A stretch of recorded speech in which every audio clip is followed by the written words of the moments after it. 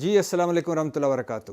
ایک طرف گندی سیاست کا گندا کھیل جاری، سب کچھ آپ کے سامنے، وفاق بامقابلہ پنجاب، پنجاب بامقابلہ وفاق، کے پی کے کے پی کے کہہ رہا ہے مجھے فنڈز نہیں مل رہے، تنخواہیں دینے کا معاملہ ہے، دہشت گردی اور دہشت گرد اسلام آباد کے دروازے پر دستک دے رہے ہیں۔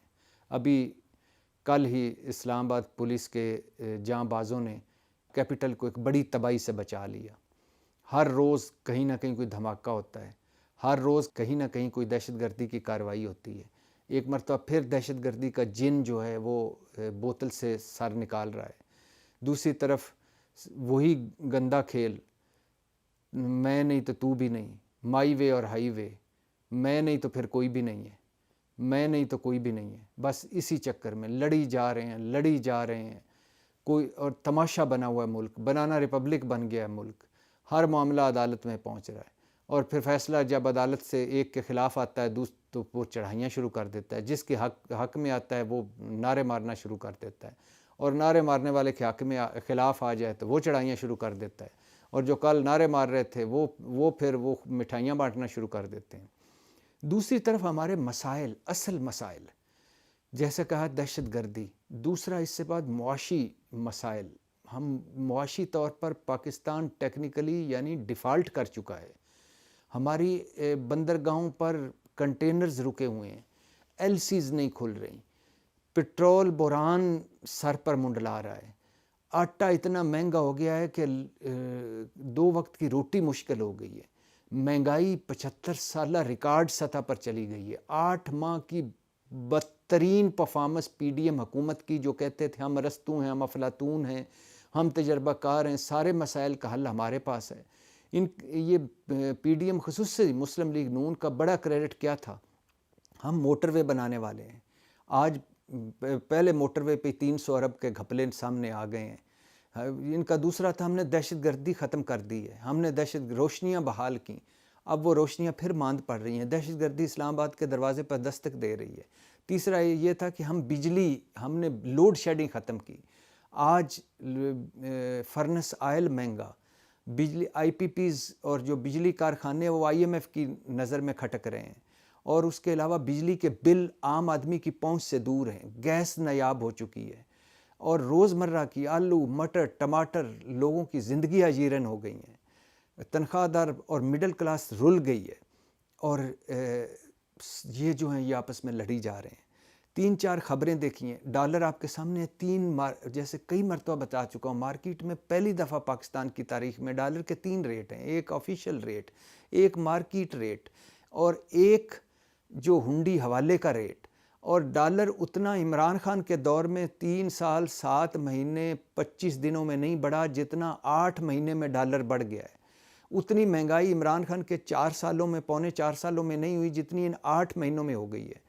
اتنی بے روزگاری اور غربت عمران خان کے پونے 4 سالوں میں نہیں ہوئی جتنی ان 8 مہینوں میں ہو گئی ہے۔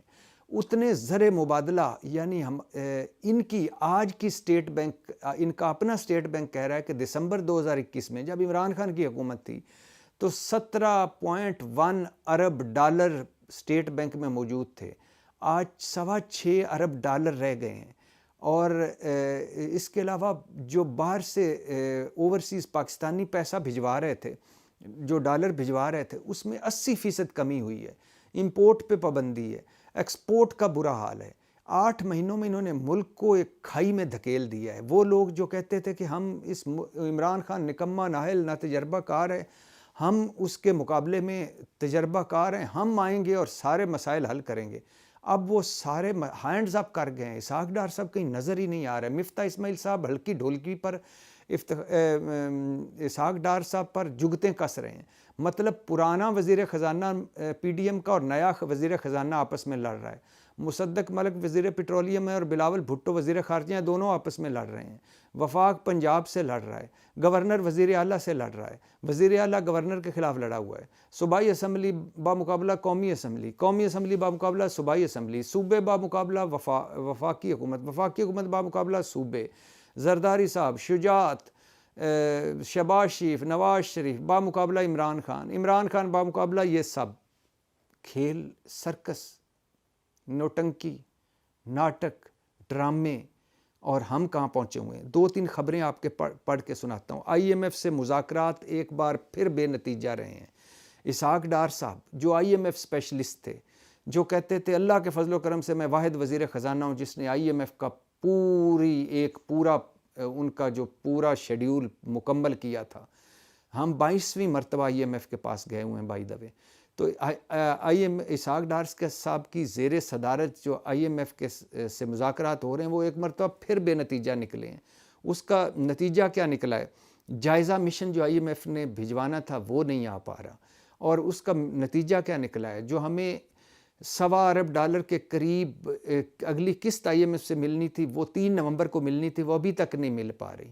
اور وہ ابھی تک نہیں مل پا رہی تو دوست ممالک جو ہمارے باہر کے ہمیں منہ نہیں لگا رہے. ادھار تیل نہیں مل رہا، ہمارے اسٹیٹ بینک میں کوئی پیسے نہیں رکھوا رہا. سارے کہہ رہے ہیں کہ آپ پہلے IMF کو راضی کریں. IMF راضی ہو نہیں رہا. وہ کہہ رہا ہے کہ آپ اپنے لچھن سیدھے کریں. وہ کہہ رہا ہے 800 ارب کے اور ٹیکس لگائیں. وہ کہہ رہا ہے IPPs کو بجلی اور مہنگی کریں، گیس اور مہنگی کریں.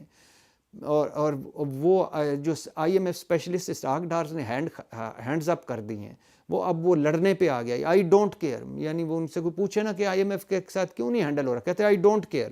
بھائی آپ کی کیئر کی ہم اس ملک نے، آپ اشتہاری تھے، آپ کو وزیر اعظم کے طیارے میں یہاں لے کے آئے، اب کیئر کریں ہماری، نہیں کر پا رہے. اچھا، گردشی قرضہ 24 کھرب سے 28 کھرب تک پہنچ گیا ہے.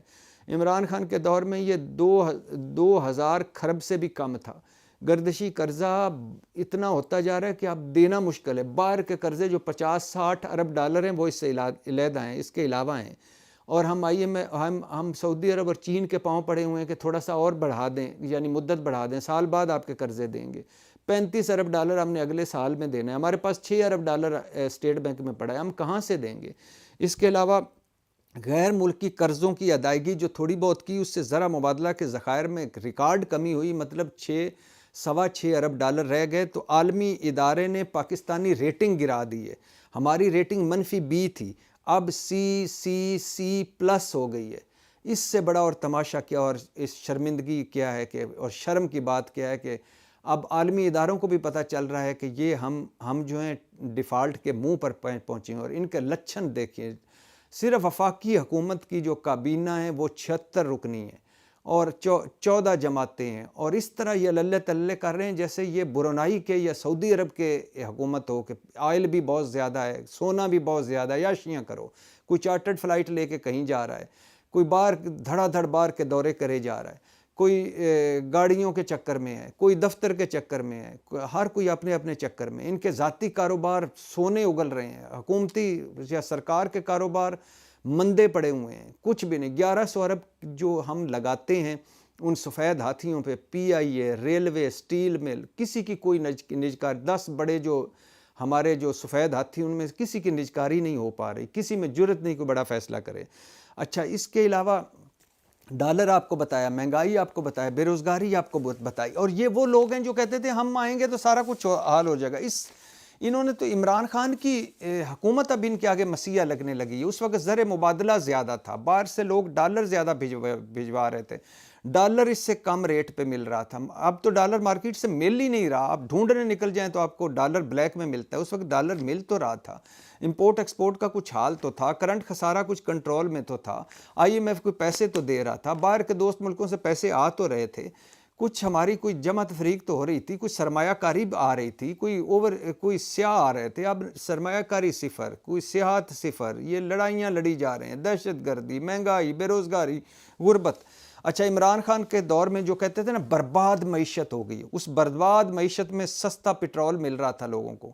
اس برباد معیشت میں، عمران خان کی معیشت میں سستی بجلی مل رہی تھی. ان کی نسبت کہہ رہا ہوں، 8 مہینوں کے ان کی حکومت سے پہلے کی بات کر رہا ہوں. سستا پٹرول مل رہا تھا، سستی بجلی مل رہی تھی، اپنا گھر منصوبہ جاری تھا، احساس پروگرام جاری تھا، کرونا ہینڈلنگ کی اسی معیشت میں. ہیلتھ کارڈ جو ہے اس کی لمٹ بڑھائی، اس کو 4 صوبوں میں لے کے گئے، سبسڈیز دی جا رہی تھیں آٹے پہ، گندم پہ. اور یہ زرعی ملک ہے، جس شرم کرنی چاہیے کہ ہمیں کہتے ہیں پاکستان زرعی ملک ہے. دالیں باہر، چینی باہر سے، وہ گندم باہر سے، چاول باہر سے، خوردنی تیل باہر سے. اچھا، ڈیمز بن رہے تھے، 10 ڈیمز بن رہے تھے عمران خان کے دور میں، 4 صنعتی زون بن رہے تھے عمران خان کے دور میں، لنگر خانے پناہ گاہیں کھلی ہوئی تھیں، اور قرضے لیے بھی جا رہے تھے، قرضے اتارے بھی جا رہے تھے۔ اب ان سے تو قرضوں کا سود نہیں اتارا جا رہا، ڈالر ہی نہیں ہے تو قرضے اتاریں گے کیسے؟ ٹیکس کلیکشن ریکارڈ ساز ہو چکی تھی، مہنگائی کم تھی، بے روزگاری کم تھی، غربت کم تھی، اور اس کے علاوہ جو شرح نمو تھی، یعنی ہماری جو معیشت کی ترقی کی گروتھ تھی وہ زیادہ تھی۔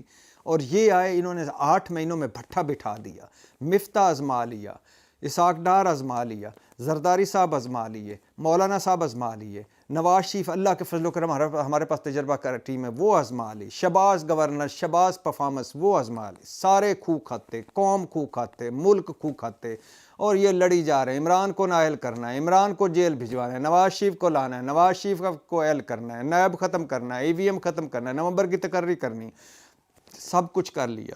اوپر سے کہہ رہے ہیں ہم ریاست بچانے آئے تھے۔ آپ تو بھائی ریاست ڈبونے آئے تھے، ریاست بچانے نہیں آئے تھے، آپ ریاست ڈبونے آئے تھے، آپ خود کو بچانے آئے تھے، آپ ملک ڈبونے آئے تھے، آپ خود کو بچانے آئے تھے، آپ ریاست ڈبونے آئے تھے، آپ نے ملک ڈبو دیا، قوم ڈبو دی، صرف 8 مہینوں میں ایکسپوز ہو گئے سارے، اور بری طرح ہوائیاں اڑی ہوئی ہیں، پریشان، دکھی، اور نہ کوئی صبح سے شام تک فائر فائٹنگ ہو رہی ہے۔ یہ ہے ان سارے تجربہ کاروں کا حال، یہ ہے اصل ہمارے مسائل، غریب آدمی کے مسائل، عام آدمی کے مسائل۔ اور ان کے مسائل کیا ہیں؟ کوئی ایون فیلڈ میں مزے کر رہا ہے، کوئی پی ایم ہاؤس میں مزے کر رہا ہے، کوئی چارٹر فلائٹیں لے کے جا رہا ہے، کوئی لاہور میں بیٹھا حکومتیں گرا رہا ہے، کوئی نیاگرا فال دیکھ رہا ہے، کوئی بچوں کو بری کروا رہا ہے، کوئی آل بچاؤ مال بچاؤ کھال بچاؤ کر رہا ہے۔ ہم کھو کھاتے، قوم کھو کھاتے، ملک کھو کھاتے، کیا کریں؟ یہ میرا پاکستان ہے، اور یہی پاکستان کا مقدر ہے بدقسمتی سے۔